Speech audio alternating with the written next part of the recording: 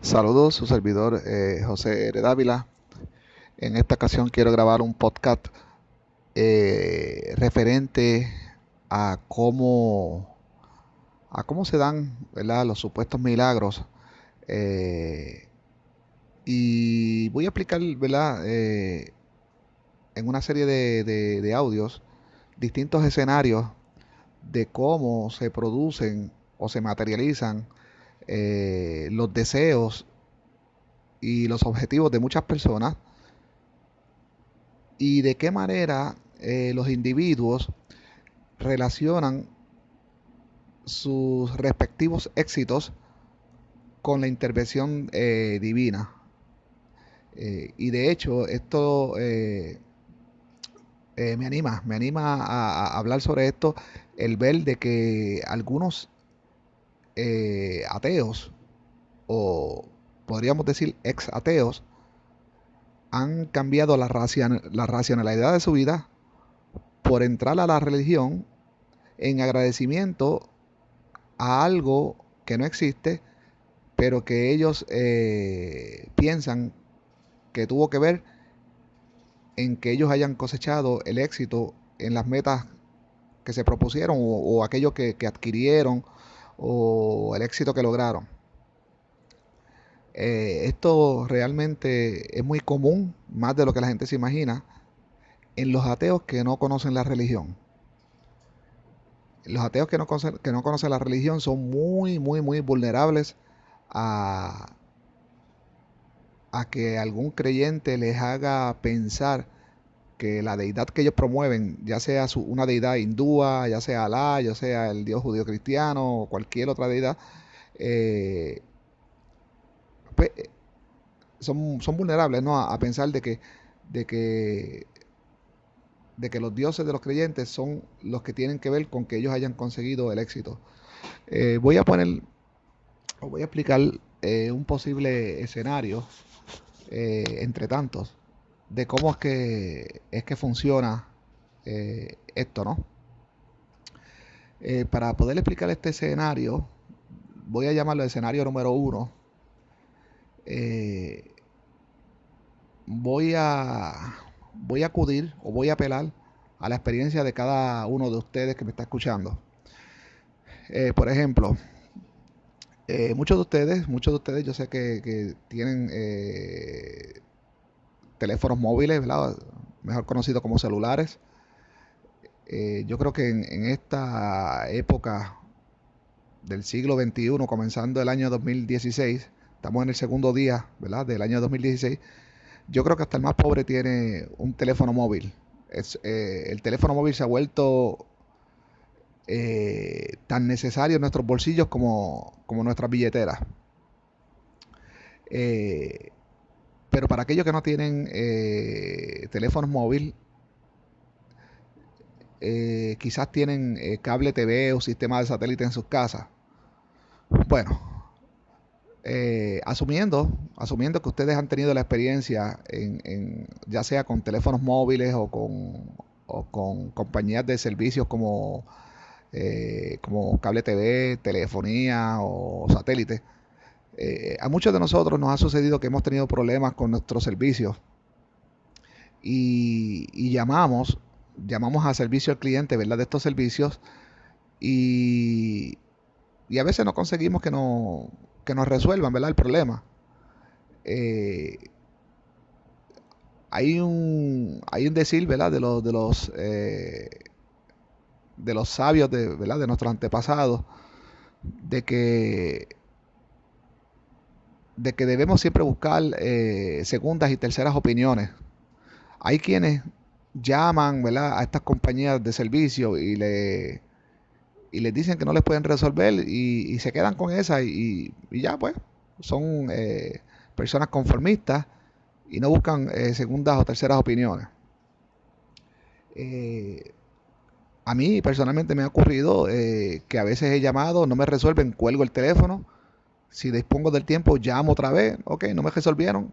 A veces hasta en la cuarta llamada eh, es que me resuelven. En cada una de estas llamadas me contesta un servidor, ¿verdad?, una persona diferente. Probablemente quizás para obtener el trabajo tuvo el mismo adiestramiento, pero las experiencias que se desarrollaron en cada uno de estos empleados es distinta. Algunos son un poquito eh, más sabios en lo que hacen, otros son aprendices. No sabemos quién está detrás del teléfono respondiendo a nuestras interrogantes. Esto pasa muy a menudo. Eh, para decir un ejemplo, recientemente mi esposa, no, ella tiene un teléfono móvil iPhone y la compañía que nos provee el servicio la tenemos como servicio prepagado, no es un servicio mensual, sino prepagado. A veces se nos olvida porque no lo tenemos con pago automático, se nos olvida y se vence el plazo del mes y pues nos cortan el servicio. Entonces cuando llamamos para poner el servicio otra vez, siempre tenemos el problema, mayormente con el iPhone, de que ya no se envían fotos o ningún tipo de mensaje media. Entonces tenemos que llamar para que nos resuelvan. A veces llamamos y eh, no nos resuelven. A veces hasta la quinta, sexta llamada buscando alguien que tenga la experiencia. Eh, entonces, pues ya entre la quinta y sexta llamada, entonces que encontramos a alguien con esa experiencia y tan fácil, bien fácil, nos ayudan a resolver. Ahora, ¿qué tiene que ver esto con los milagros y todo esto? Téngame paciencia, porque necesito apelar a esta experiencia para que usted pueda entender lo que yo le voy a decir más adelante. Eh, bueno, voy a poner un ejemplo hipotético, muy común, más común de lo que la gente se imagina. Aquí en Estados Unidos hay una tendencia negativa que preocupa, pero quizás todavía la alarma no se ha levantado todavía. Pero bueno, y yo he leído, ¿verdad? En páginas, ¿verdad? En revistas y libros de conspiraciones, donde se dice de que se están empleando, el gobierno está empleando mañas, ¿verdad? Para volver estéril a las personas, para cuestión de controlar la población, y eso tiene que ver con las piedras de lo que llaman, me parece que se llama de Georgia Stones. Eh, bueno, pero no voy a entrar en eso. Eh, pero sí, hay un alza en personas estériles y como todos sabemos, una de las mayores metas del ser humano es procrearse, ¿verdad? Tener familia, dejar una descendencia y que el, y que el árbol genealógico continúe su flujo. Pero lamentablemente hay personas que el destino, ya sea por cuestiones de la naturaleza o por conspiraciones en cuestiones de cómo modifican las comidas genéticamente y otras cosas, pues hay personas que no pueden tener hijos.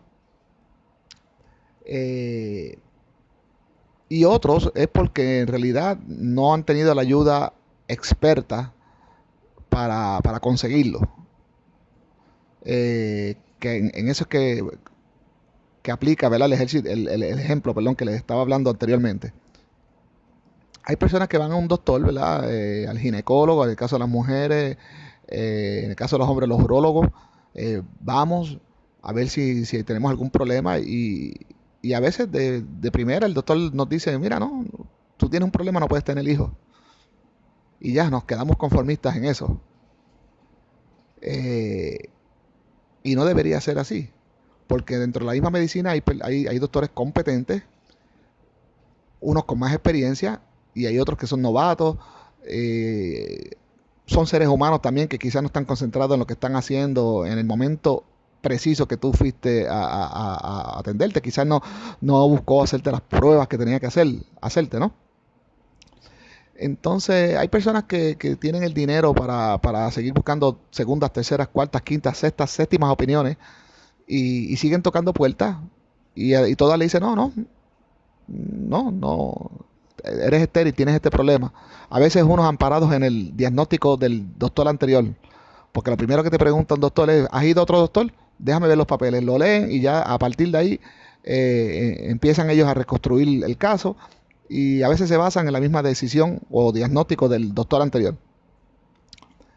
Ahora, ¿qué pasó si tú tocaste 8 puertas de 8 doctores distintos y los 8 son unos inexpertos, como pasa cuando uno llama a las compañías de servicio que te dicen, no sabemos, no, tu teléfono no sirve o X o Y respuesta, como acostumbran, ¿verdad?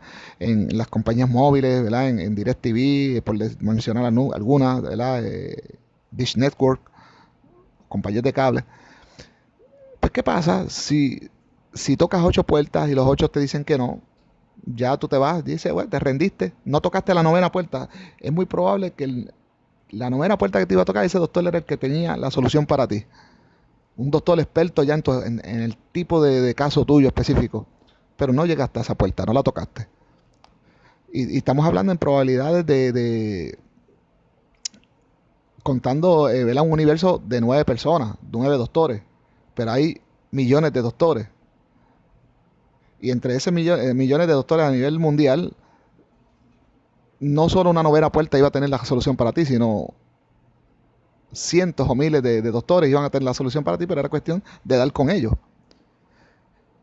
Pues suponemos que tocaste 8 puertas, te dijeron que no, ya tú tienes en tu mente de que la ciencia no tiene solución para ti.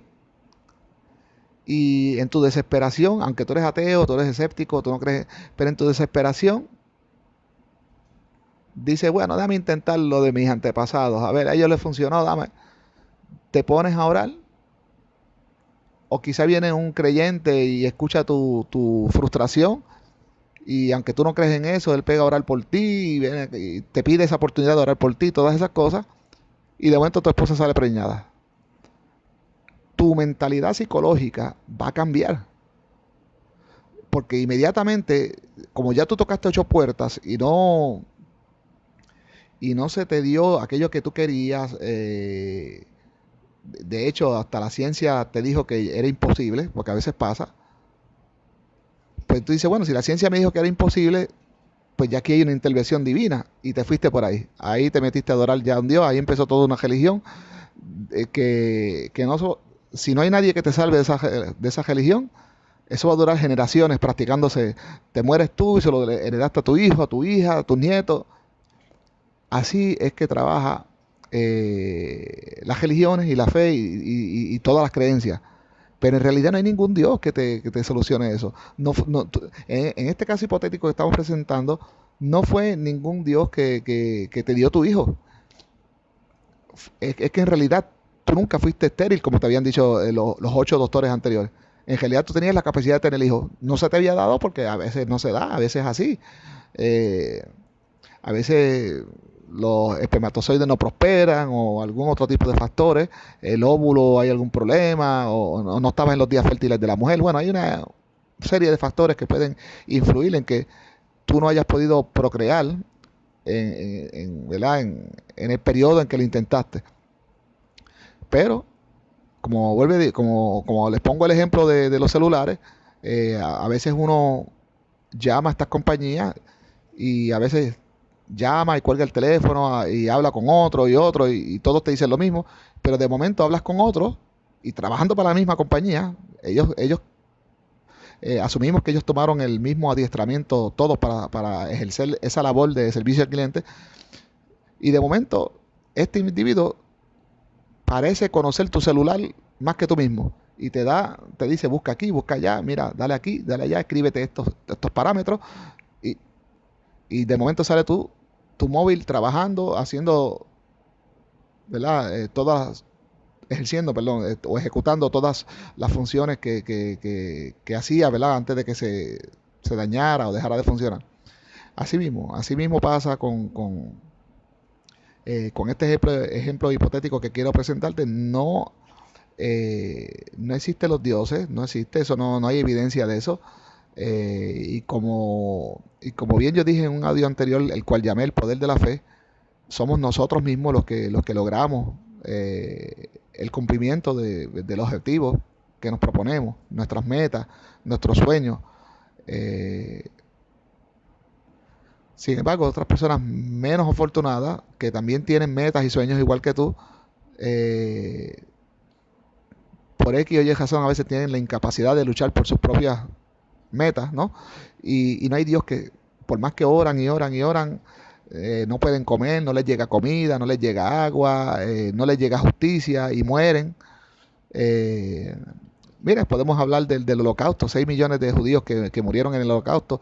¿Cuántos de ellos camino a las cámaras de gases no oraron desesperadamente y nada, no hubo eh, en toda la historia, desde que la Biblia nació o desde que evidentemente tenemos conciencia de que la Biblia nació, ¿verdad? Desde el tiempo de Nehemías y Esdras, desde ese tiempo, desde que Nehemías y Esdras presentaron estas escrituras al pueblo y este Dios y empezó todo este culto judío-cristiano, nunca ha habido evidencia de ese Dios, nunca.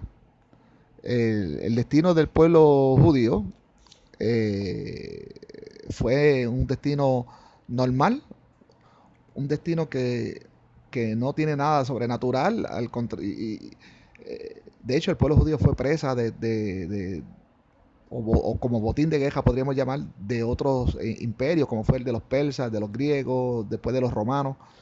Y, y esa situación política es una posición que surgió por gravedad y no hubo poder divino de que salvara al pueblo judío. De hecho, los alegatos del cristianismo de decir de que el supuesto Jesús, que tampoco existió, de que salvó y que el pueblo judío y que al mundo, hay muchos que se atreven a decir que salvó y que el mundo, yo no sé de qué salvó al mundo. La gente sigue pasando hambre, el pueblo judío fue acabado prácticamente y humillado por los romanos, les destruyeron el templo y todas sus creencias y todo lo que ha pasado al pueblo judío después de eso. Y el ser humano como tal sigue pasando hambre y sigue pasando todas las cosas normales que se viven en este planeta. O sea que la presunción de los cristianos de que Jesucristo salvó al mundo